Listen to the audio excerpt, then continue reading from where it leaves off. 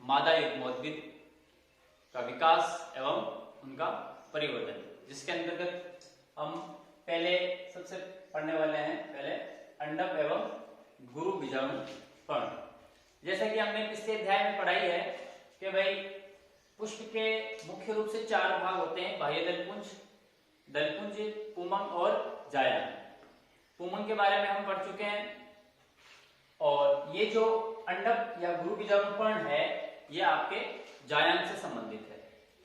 ठीक है, तो हमने देखा है कि पुष्प का मादा जन्नांग क्या कहलाता है? जायांग कहलाता है।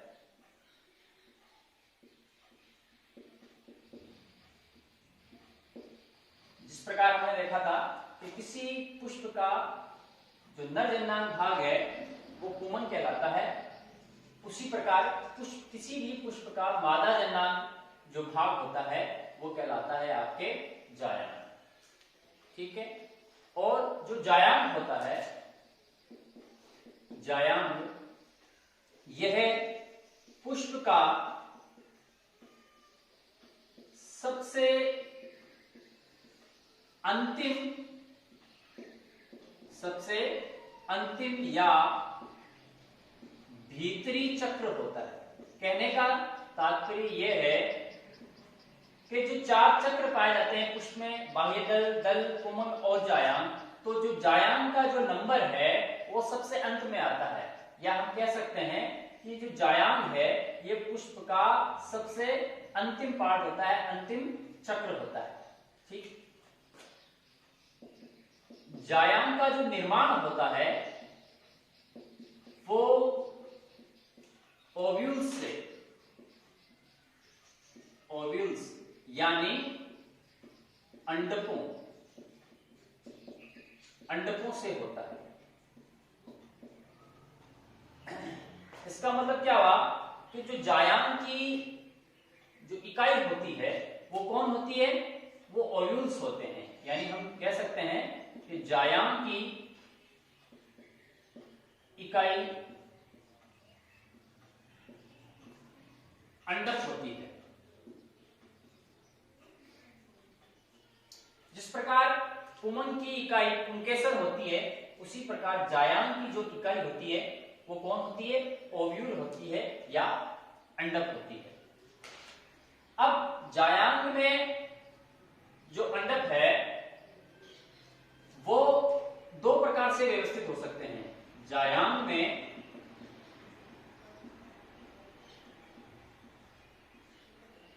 अंडक 2 प्रकार के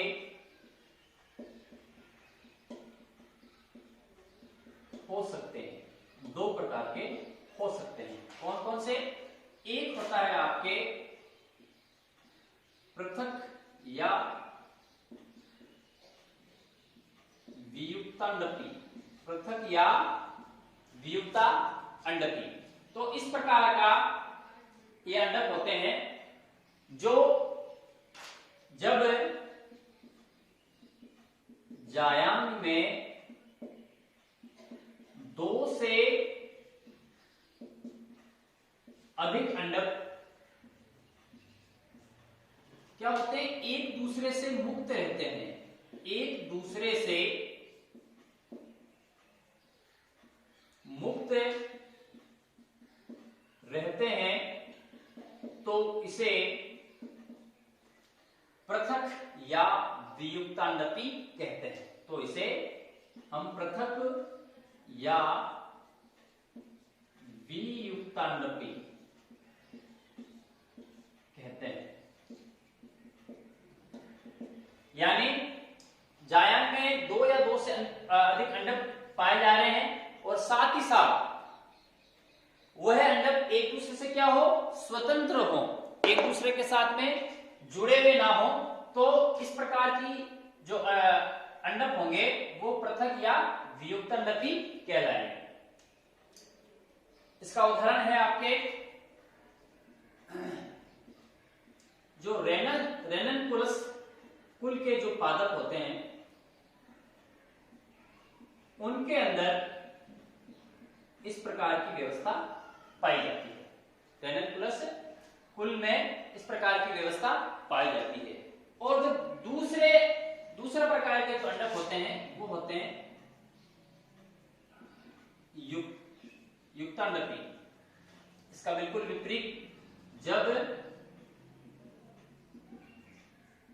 जायांग में दो या दो से अधिक अंडक एक दूसरे से क्या हो, जुड़े हो, तो इसे हम युक्तांडपी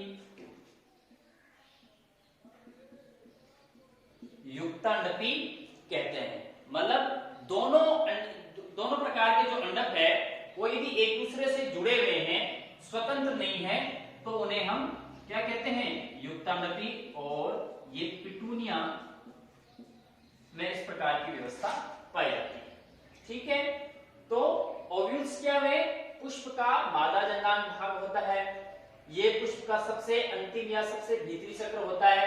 ठीक, जायांग का जो निर्माण होता है वो ओव्यूल्स से होता है, अंडकों से होता है। अर्थात हम कह सकते हैं कि जो अंडक होते हैं वो जायांग के क्या होते हैं, वो इकाई होते हैं। जायांग में अंडक दो प्रकार के हो सकते हैं, एक होते हैं पृथक या द्वियुक्तांडपी और दूसरे होते हैं युक्तांडपी। पृथक या द्वियुक्तांडपी में क्या होता है कि जब जायांग में दो या दो से अधिक अंडक एक दूसरे से स्वतंत्र अवस्था में रहते हैं, अलग अलग रहते हैं या मुक्त अवस्था में रहते हैं, तो इसे पृथक या द्वियुक्तांडपी कहते हैं। ये व्यवस्था रेनकुलस कुल के पादपों में पाई जाती है। दूसरे प्रकार के होते हैं वो होते हैं युक्तांडपी। जब जायांग में दो या दो से अधिक अंडक एक दूसरे से स्वतंत्र ना होकर एक दूसरे से क्या हो, जुड़े हो, तो इसे हम युक्तांडपी कहते हैं। अंडक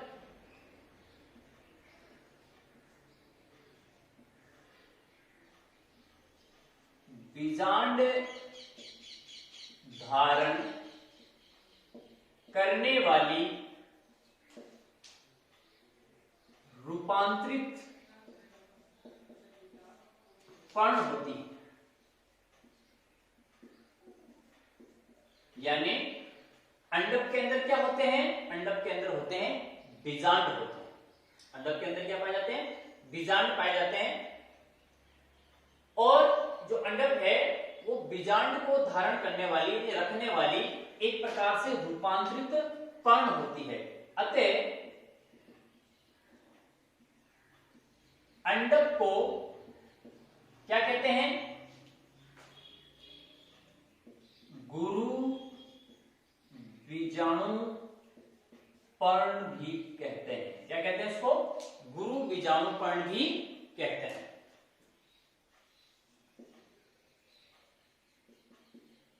यानी जो अंडक है, अंडकों के अंदर बीजांड, देखो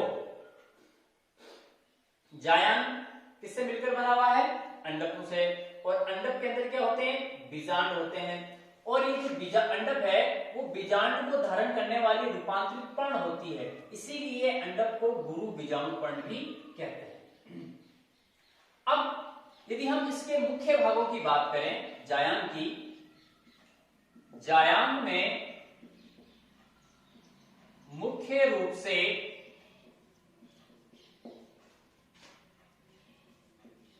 तीन प्रमुख भाग होते हैं। तीन प्रमुख भाग होते हैं। किसी भी जायांग में तीन प्रमुख भाग होते हैं। कौन कौन से, एक होता है आपके अंडाशय, दूसरा है आपके वर्तिका, और तीसरा और अंतिम भाग होता है वर्तिकाग्र। तीन भाग होते हैं, अंडाशय, वर्तिका और वर्तिकाग्र। अब देखो आपको डायग्राम में भी दिखाई दे रहा होगा कि ये अंडाशय, वर्तिका और वर्तिकाग्र, ये तीन मुख्य भाग होते हैं जायांग के। तीनों भागों के बारे में हम अलग अलग डिस्कशन करेंगे। सबसे पहला पार्ट हम लेते हैं अंडाशय। अंडाशय जैसे कि आपको इस चित्र में दिखाई दे रहा है कि अंडाशय क्या है, एक फूली हुई संरचना है। अंडाशय क्या है, एक फूली हुई संरचना है, एक फूली हुई संरचना है।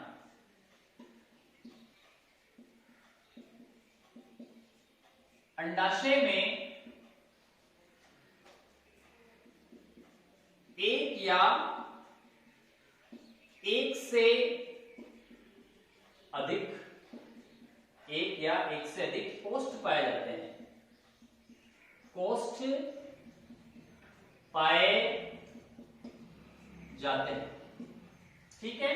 तो अंडाशय एक आपके फूली हुई संरचना है और इसमें एक या एक से अधिक कोष्ठ पाए जाते हैं। कोष्ठों की संख्या के आधार पर, कोष्ठों की संख्या के आधार पर अंडाशय एक कोष्ठी, द्विकोष्ठी,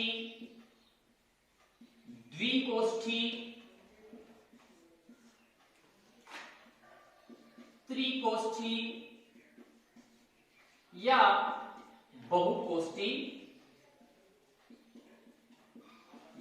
बहुकोष्ठी हो सकते हैं। कहने का मतलब यह है कि भाई अंडाशय के अंदर एक या एक से अधिक कोष्ठ पाए जाते हैं और इन कोष्ठों की संख्या के आधार पर ये एक कोष्ठकी, द्विकोष्ठकी, त्रिकोष्ठकी या बहुकोष्ठकी हो सकते हैं। इसी प्रकार अंडाशय में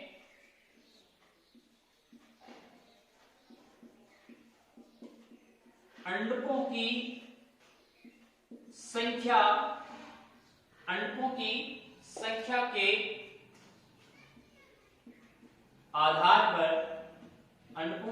के आधार पर अंडाशय एक अंडपी,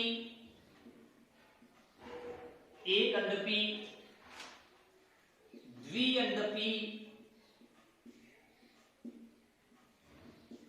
त्रिअंडपी, चतुअंडपी या बहुअंडपी हो सकते हैं।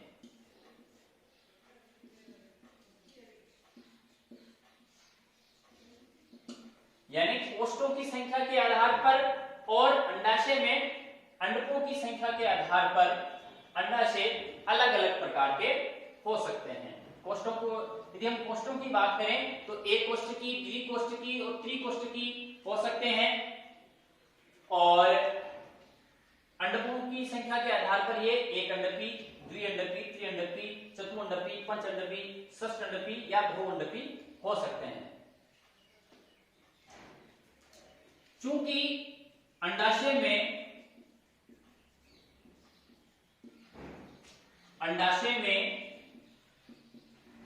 बीजांड पाए जाते हैं,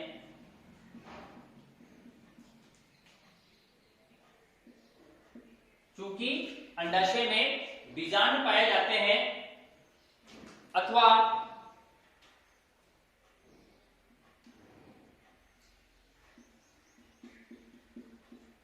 तो अंडाशय में बीजांड पाए जाने के कारण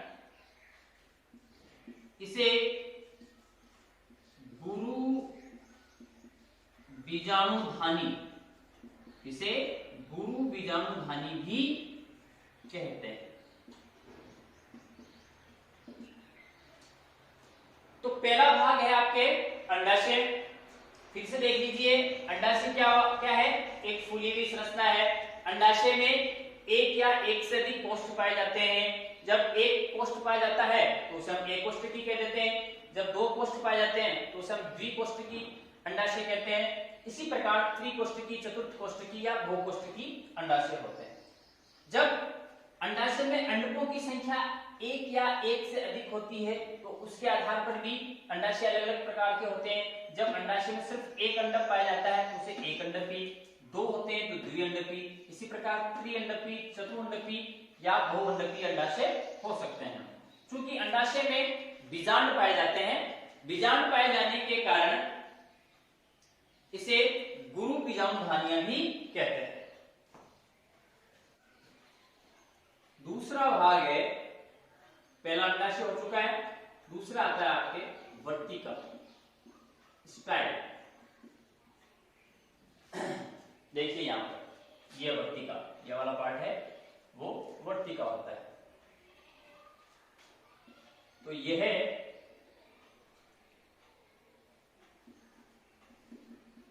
जायांग का एक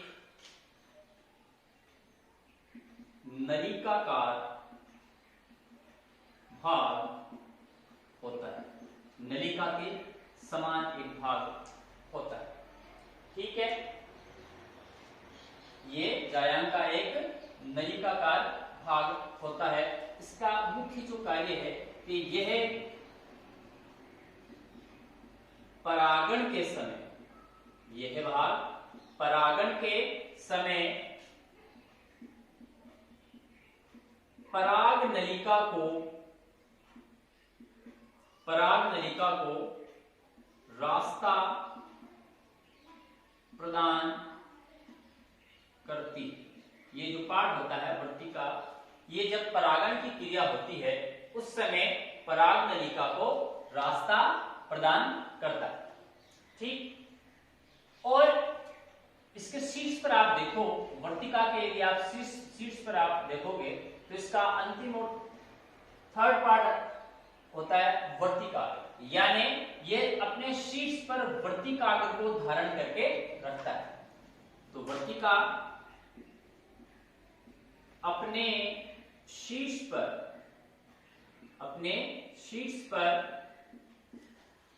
वर्तिकाग्र को धारण करती। इतना इसका काम है। तो ये जायांग का एक नलिकाकार भाग होता है। परागण के समय इसमें से पराग नलिका के लिए ये रास्ता प्रदान करती है और इसके शीर्ष पर वर्तिकाग्र स्थित होती है। तीसरा पार्ट है इसका वर्तिकाग्र।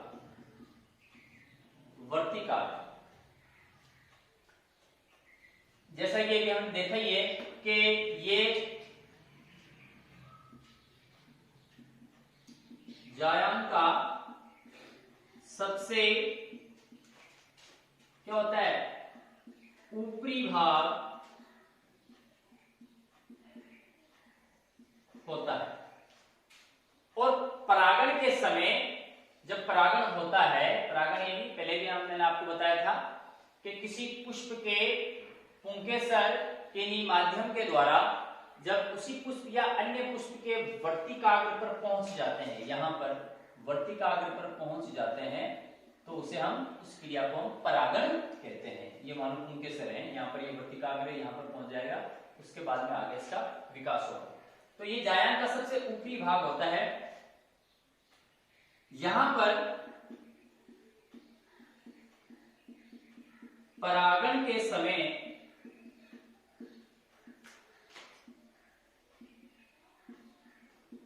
पुंकेसर, यहां पर परागण के समय पुंकेसर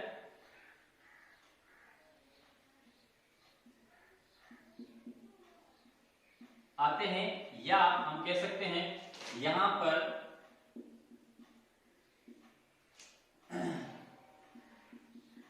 परागण की क्रिया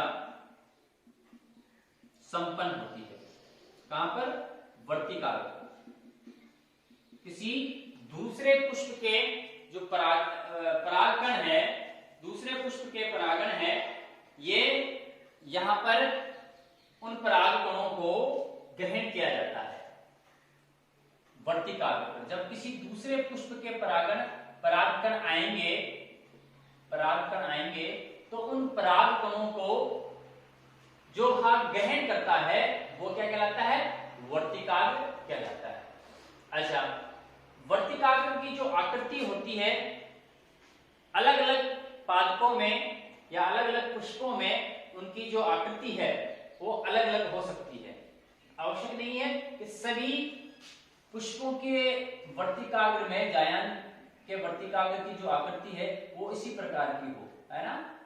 तो अलग अलग पादपों में या अलग अलग पुष्पों में वर्तिकाग्र की जो आकृति है वो भी अलग अलग हो सकती है। तो इस प्रकार यह आपका गुरु बीजाणुपर्ण या अंडक ये टॉपिक है आपका यहाँ पर समाप्त होता है। फिर से देख लीजिए कि जो अंडक होता है उसमें मुख्य रूप से 3 भाग होते हैं, अंडाशय, वर्तिका और वर्तिकाग्र। अंडाशय क्या होता है? अंडाशय एक फूली हुई संरचना होती है। अंडाशय के अंदर क्या पाए जाते हैं? बीजांड उपस्थित होते हैं। और दूसरा पार्ट आता है आपके वर्तिका। वर्तिका क्या होती है? वर्तिका एक नलिकाकार पार्ट होता है और परागन के समय पराग नलिका के लिए रास्ता प्रदान करती है। इसके शीर्ष पर क्या होते हैं? वर्तिकाग्र होते हैं। तीसरा पार्ट है वर्तिकाग्र।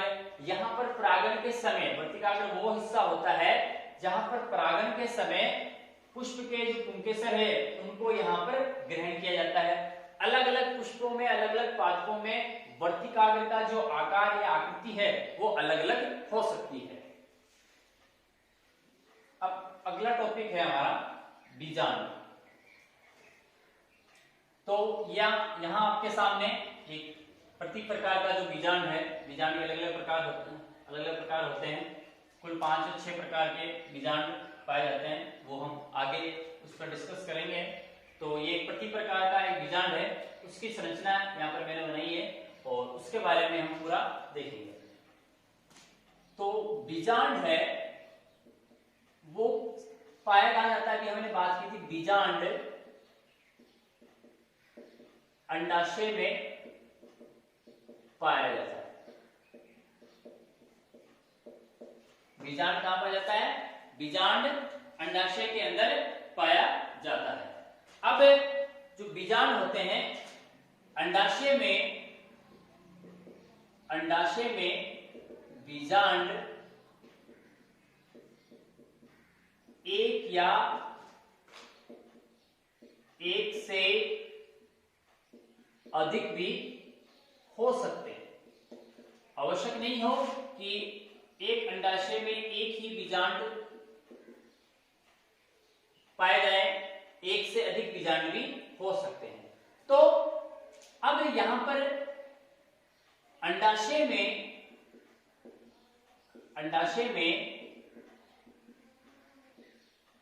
बीजांड कितनी संख्या में या किस प्रकार व्यवस्थित हैं, इसे एक टर्म आता है बीजांड न्यास या प्लेसेंटेशन या बीजांड न्यास कहते हैं। यानी अंडाशय के अंदर जो बीजांड हैं वो एक हैं, दो हैं, दो से अधिक हैं। तो जिस प्रकार उनकी जो व्यवस्था होती है किसी अंडाशय में बीजांड की, उस व्यवस्था को क्या कहते हैं? बीजांड न्यास या प्लेसेंटेशन कहते हैं।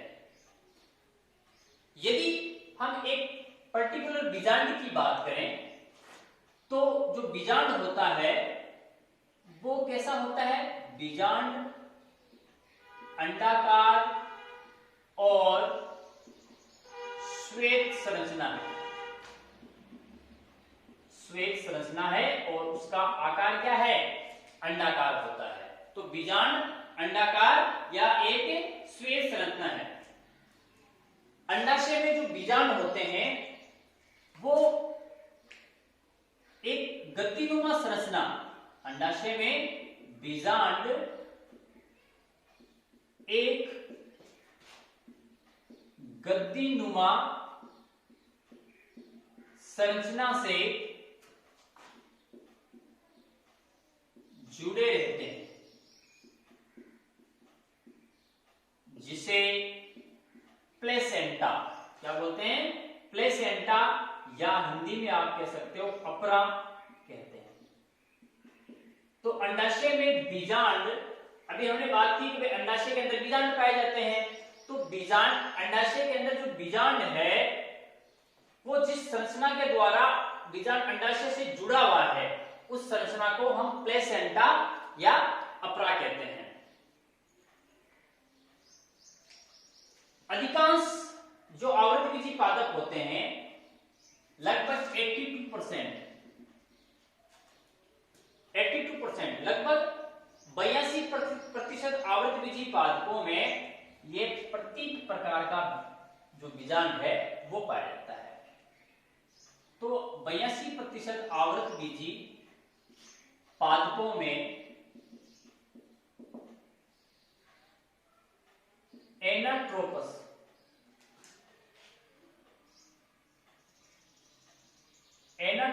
या प्रत्येक प्रकार का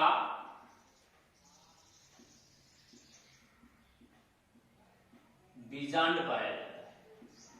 यानी अधिकांश जो एंजियोस्पर्मिक प्लांट्स होते हैं, आवृतबीजी पादप होते हैं, उनके अंदर प्रत्येक प्रकार का बीजांड या एनाट्रोपस प्रकार का जो बीजांड है वो पाया जाता है। अब हम बीजांड के जो अलग अलग जो पार्ट्स हैं उसके बारे में बात करेंगे। सबसे पहले हम लेते हैं बीजांड ग्रंथ। तो पहला भाग आता है हमारे बीजांड ग्रंथ।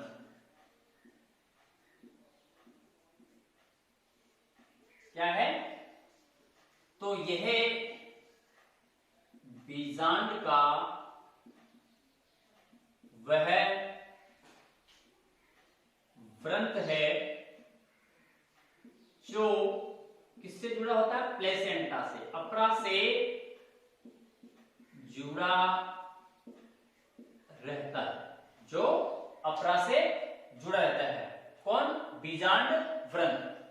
तो ये बीजांड को किससे जोड़ रहा है? अपरा से जोड़ रहा है। कौन? बीजांड व्रंत। उसके बाद में आप यहां पर देख रहे हो कि भाई अपरा से पोषण प्राप्त करने के लिए इसके अंदर, बीजांड ग्रंथ के अंदर अपरा से पोषण प्राप्त करने के लिए, पोषण प्राप्त करने के लिए इसमें संवहन रज्जु, या आप उसको कह सकते हो संवहन ऊतक पाए जाते हैं, ऊतक पाए जाते हैं। ये देखो, ये वाला जो पार्ट आपको दिखाई दे रहा है जो मैंने ब्लैक कलर से कर रखा है, ये क्या है? संवहन रज्जु। और ये बीजांड ग्रंथ को अपरा से पोषण प्राप्त करने में क्या होता है? ये सहायक होता है। दूसरा आता है आपके रेफी। रेफी, यहां पर देखो आप, रेफी चित्र में आपको दिखाई दे रहा है कि जो बीजांड ग्रंथ है वो मुख्य रूप से वो यहां पर आकर खत्म हो जाता है, इतना ही है बीजांड ग्रंथ। लेकिन फिर भी जो बीजांड ग्रंथ है अतिवृद्धि कर लेता है किन्हीं कारणों से, और अतिवृद्धि करके एक उभारनुमा यहाँ पर एक संरचना बनती है। देखो यहाँ पर बीजांड ग्रंथ का ये पार्ट है, बीजांड ग्रंथ मुख्य रूप से यहाँ तक ही है, लेकिन ये अतिवृद्धि करके इससे यहाँ तक ये पहुंच चुका है बीजांड ग्रंथ। तो बीजांड ग्रंथ में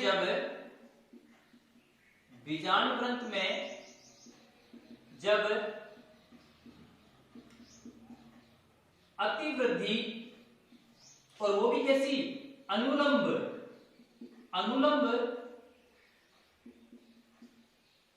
अतिवृद्धि हो जाती है तो उसे क्या कहते हैं?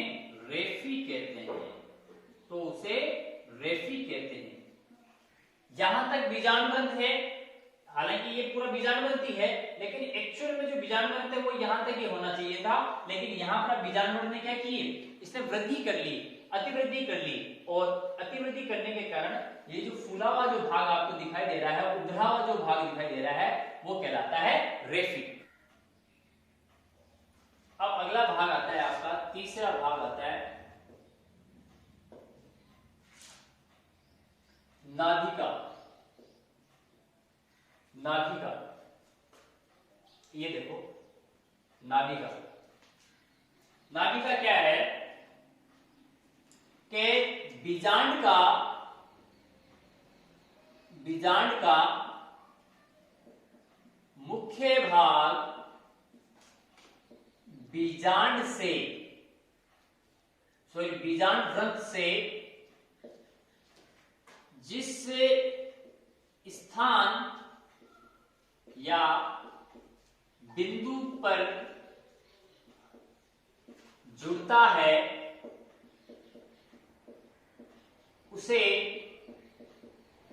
नाभिका कहते हैं, नाभिका कहते हैं। देखो ये नाभिका है और ये बीजांड का मुख्य भाग है और ये बीजांड ग्रंथ है। तो जहां से बीजांड का मुख्य भाग, ये बीजांड का मुख्य भाग और बीजांड ग्रंथ है, जहां आपस में मिल रहे हैं दोनों, उन दोनों के मिलने के संधि स्थल पर, ठीक है, उन दोनों के मिलने वाले स्थान को हम क्या कहते हैं, नाभिका कहते हैं, हाइलम। ये बीजांड का मुख्य भाग है, ये बीजांड ग्रंथ है। तो जहां बीजांड का मुख्य भाग और बीजांड ग्रंथ जहां दोनों आपस में मिल रहे हैं, उस स्थान को हम क्या कहते हैं, नाभिका कहते हैं। उसके बाद में चौथा और सबसे इंपॉर्टेंट भाग आता है बीजांडकाय, जिसे हम न्यूसेलस भी कहते हैं, न्यूसेलस, बीजांडकाय या न्यूसेलस। तो यह जो बीजांडकाय होता है, ये देखो यहां पर ये बीजांडकाय है, ये पूरा का पूरा ये बीजांडकाय है। यह बीजांड का सबसे प्रमुख भाग होता है, यह बीजांड का सबसे प्रमुख भाग होता है। अब देखो यहां पर आपको दिखाई दे रही है विभिन्न प्रकार बहुत सी कोशिकाएं। ये कोशिकाएं कौन सी है, यह है मृदुत्कीय कोशिकाएं। यह भाग यानी बीजांडकाय मृदुत्कीय कोशिकाओं से, मृदुत्कीय कोशिकाओं से निर्मित होता है। यानी बीजांडकाय का जो निर्माण है वो मृदुत्कीय कोशिकाओं से होता है। और भ्रूणकोश आपको दिखाई दे रहा है, अभी हम आगे पढ़ेंगे। भ्रूणकोश है वो इसके अंदर क्या होता है, इस बीजांडकाय के अंदर ही क्या होता है, धंसा रहता है। तो बीजांडकाय ये बीजांड का सबसे प्रमुख भाग होता है, और जो बीजांड का सर्वाधिक जो भाग होता है वो बीजांडकाय ही होता है, सबसे बड़ा भाग भी होता है आप कह सकते हो। और इस भाग का जो निर्माण है बीजांडकाय या न्यूसेलस का जो निर्माण है वो किससे होता है, वो होता है आपके मृदुत्कीय कोशिकाओं से। अब आपको दिखाई दे रहा है कि जो बीजांडकाय है वो एक या एक से अधिक आवरणों से क्या होता है, घिरा रहता है। तो बीजांडकाय एक या एक से अधिक आवरणों से घिरा रहता है।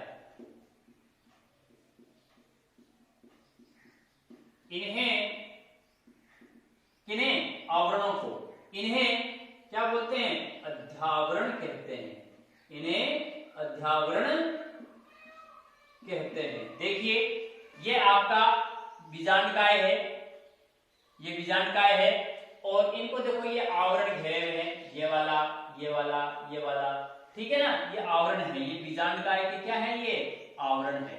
ये देखो ये बीजांडकाय के आवरण है। ये पूरा बीजांडकाय वाला पार्ट है, अंदर उसके भ्रूणकोश है वो धसा हुआ है और बाहर ये आवरण है।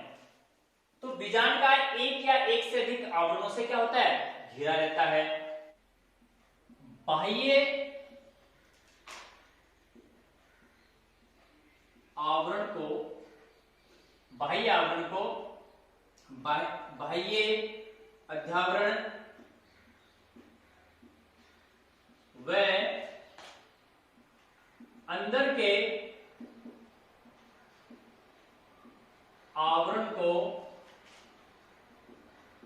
अंत्यावरण कहते हैं। तो देखो ये जो आवरण है, ये आवरण ये कौन सा है, ये बाह्य आवरण है, ये बाह्य आवरण है और ये कौन सा है, अंत्य आवरण है। तो बीजांडकाय में बाह्य आवरण और अंत्य अध्यावरण पाए जाते हैं। अध्यावरणों की संख्या के आधार पर, अध्यावरणों की संख्या के आधार पर, अध्यावरणों की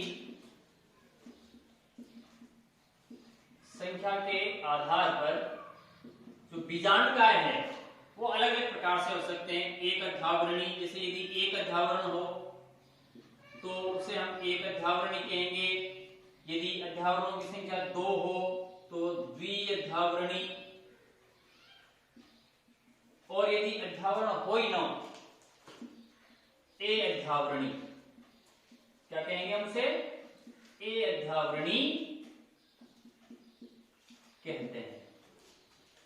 तो इस प्रकार ये जो न्यूसेलस है, बीजांडकाय है, ये बीजांड का क्या है, एक सबसे प्रमुख भाग होता है और इस भाग का निर्माण है वो मृदुकीय कोशिकाओं से होता है। इसके चारों ओर एक या एक से अधिक आवरण पाया जाता है। इन आवरणों को हम क्या कहते हैं, अध्यावरण कहते हैं। अध्यावरणों की संख्या के आधार पर बीजांडकाय है वो एक अध्यावरणी, द्विअध्यावरणी और ए अध्यावरणी हो सकते हैं।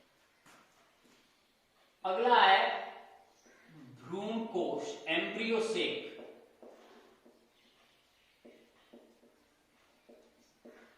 Embryo sac. अब इसमें आप एम्ब्रियो सेक में आप देखो ये वाला भाग, ये वाला पार्ट, ये कहलाता है आपके भ्रूणकोश या एम्ब्रियो सेक। तो भ्रूणकोश जैसे ये आपको चित्र में दिखाई दे रहा है, ये जो भ्रूणकोश है, एम्ब्रियो सेक है, ये किसमें धसा हुआ है, ये बीजांडकाय में, न्यूसेलस में धसा रहता है। बीजांडकाय में धसा रहता है। जो भ्रूणकोश है वो बीजांडकाय या न्यूसेलस में धसा हुआ रहता है। इसे किसे, भ्रूणकोश से, इसे मादा युग्मकोद्भिद, इसे मादा युग्मकोद्भिद भी कहते हैं। अब देखिए इसके जो निभाग वाला, चैलाजा वाला हिस्सा है, ये वाला निभाग है, नीचे बीजांड द्वार वाला हिस्सा है, दोनों एक दूसरे के अपोजिट है, विपरीत हैं। तो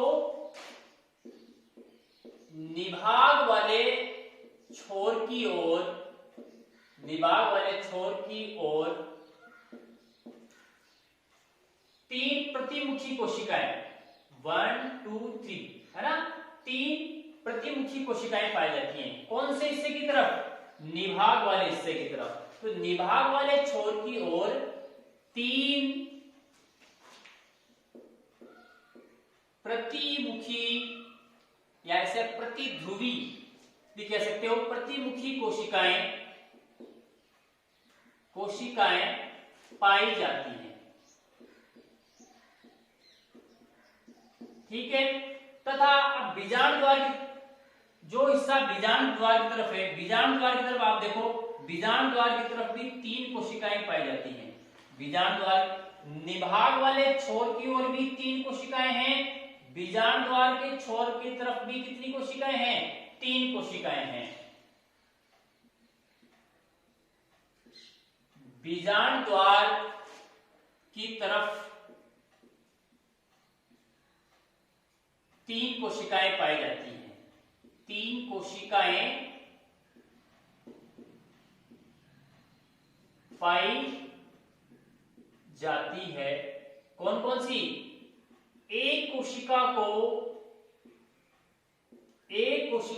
तो क्या कहते हैं? अंड कोशिका, एग सेल। ये ऊपर वाली ये क्या कहलाती है? अंड कोशिका। एक कोशिका को तो अंड कोशिका कहते हैं। वह जो दोनों आपको पास में दिखाई दे रही है, पास पास दिखाई दे रही है, वह दोनों पार्श्विक कोशिकाओं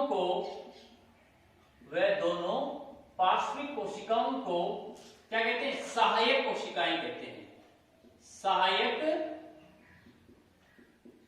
कोशिकाएं कहते हैं। अच्छा, तो एक तो अंड कोशिका हो गई और 2 जो पार्श्विक कोशिकाएं हैं वो कौन सी हो गई? सहायक कोशिकाएं। इन तीनों कोशिकाओं को, एक तो ये और 2 ये सहायक कोशिकाएं, इन तीनों कोशिकाओं को सम्मिलित रूप से क्या कहते हैं? अंड समुच्चय बोलते हैं। या इन तीनों कोशिकाओं के समूह को अंड समुच्चय कहते हैं। तीनों कोशिकाओं के समूह को क्या बोलते हैं? अंड समुच्चय कहते हैं। अब बीच में आप देखो, यहां पर आपको जो खाली जगह दिखाई दे रही है, ये वाला हिस्सा, ये कहलाती है केंद्रीय कोशिका। और बीच में क्या होते हैं? 2 केंद्रक पाए जाते हैं। कितने केंद्रक है? 2 केंद्रक होते हैं। यहां पर एक कोशिका होती है, इसे हम केंद्रीय कोशिका कहते हैं। और यहां पर केंद्रीय कोशिका में कितने होते हैं? 2 केंद्रक पाए जाते हैं। तो इस प्रकार आप देखो कि भ्रूण कोश में एम्ब्रियो सेक में कोशिकाओं की संख्या कितनी हो गई? 1 2 3 4 5 6 और एक ही केंद्रीय कोशिका, 7 कोशिकाएं। तो भ्रूण कोश में 7 कोशिकीय व अब केंद्रकों की संख्या गिनो। 1 2 3 केंद्रक, 4 5 6 केंद्रक और 2 ये वाले केंद्रक, 7 8। टोटल केंद्र कितने हो गए? 8। तो भ्रूण कोश में 7 कोशिकीय व 8 केंद्रकीय व्यवस्था पाई जाती है।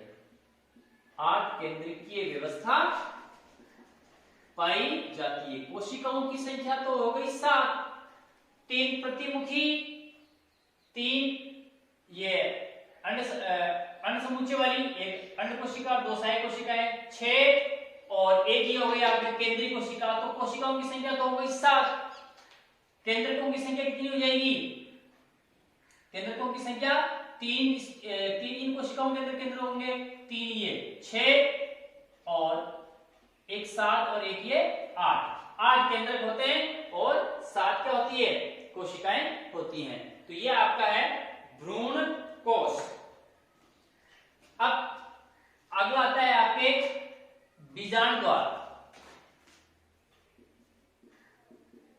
बीजांड द्वार, तो यहां पर जो अध्यावरण है वो अनुपस्थित रहता है। अध्यावरण बीजांड द्वार पर नहीं पाया जाता है, अनुपस्थित रहता है। कहां पर? बीजांड द्वार में अध्यावरण नहीं होता है। और यहां से ही, कहां से? बीजांड द्वार से ही, इधर से ये बीजांड द्वार है, यहां से ही पराग नलिका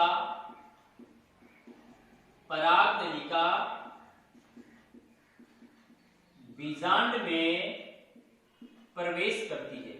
इसी तरफ से करती है, बीजांड द्वार वाले हिस्से से करती है। तो ये वाला जो पार्ट है ये बीजांड द्वार कहलाता है। यहाँ पर अध्यावरण नहीं पाए जाते। और दूसरी बात, यहां से ही परागन के समय जो पराग नलिका है वो इस बीजांड के अंदर प्रवेश करती है।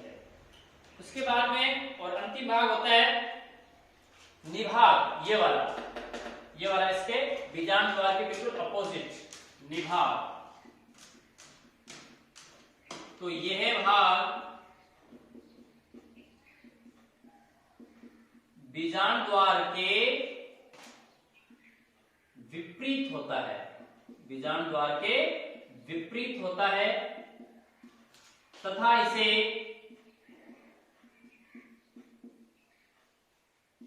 चेलेजा, इसे क्या कहते हैं, चेलेजा भी कहते हैं। तो इस प्रकार ये एक प्रतीक बीजांड की संरचना के बारे में हमने पढ़ा है। और अब हम आगे पढ़ेंगे जो अलग अलग प्रकार के, जब ये जो डिस्कस हमने किया है ये तो था प्रतीक प्रकार का बीजांड, मैंने बात आपको बताया है, ऋजु बीजांड, प्रतीक बीजांड, और भी 5-6 प्रकार के बीजांड और पाए जाते हैं, उनके बारे में हम अगले वीडियो के अंदर पढ़ेंगे। धन्यवाद।